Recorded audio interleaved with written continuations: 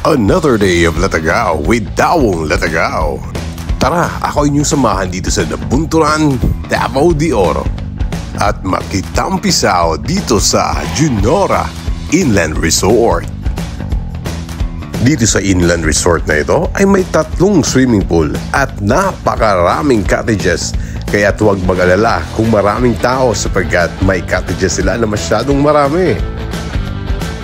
And speaking of swimming pool, naku po, huwag kayong mag-alala kung malalim ba o hindi.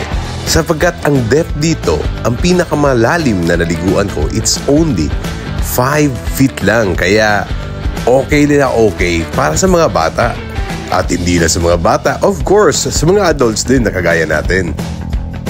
Siya nga pala mga kalatagaw, kung naobserbahan niyo sa video, ang mga pool pala ay may mga slides. Pwede kayong maglaro sa slides. Pero dapat samahan din ng safety para hindi naman tayo madisgrasya habang nagtatampisaw dito sa Junora Inland Resort.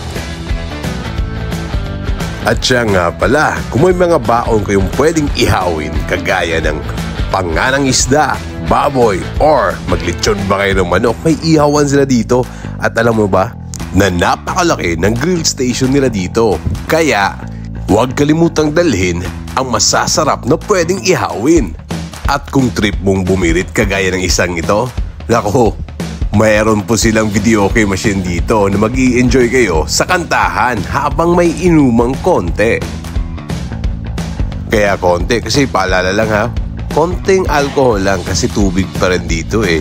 Siyempre, iwas tayo sa disgrasya. At kung mataas naman ang alcohol tolerance mo, ngunit na short sa inuman or wala ng pulutan, huwag mag-alala. Dito sa Inland Resort na ito ay meron po silang mini groceries na makapagbenta ng mga ganun na produkto. Pero kung para sa akin, mas mainam pa rin na mas marami ang pulutan at hindi malalasing, di ba? For short, drink moderately, huwag drink moderetso. Siya nga pala mga kalatagaw, sabi ko kanina, ang dami nilang cottages, di ba? Pero hindi ko na sabi yung price. Usually talaga, ang price nila sa cottages is naka-print sa labas ng cottage. At ang pinakamarami doon na cottages, it's only 500 pesos per cottage. Kaya hindi ganun kabigat at saka malaki rin yung cottage na andun eh. Overall, makapagsabi talaga ako na this place is pretty good for family bondings. At hindi lang sa family bondings, kasama na rin dyan ang team building at ang tropang bonding. How to get here? Type mo lang sa Google Map, Junora Inland Resort. So I'm from Davao City. It took me about 2 hours and 20 minutes sa biyahe. Kasi 89 kilometers galing ng Davao City eh. Hanggang sa susunod na Latagaw na naman. Paalam!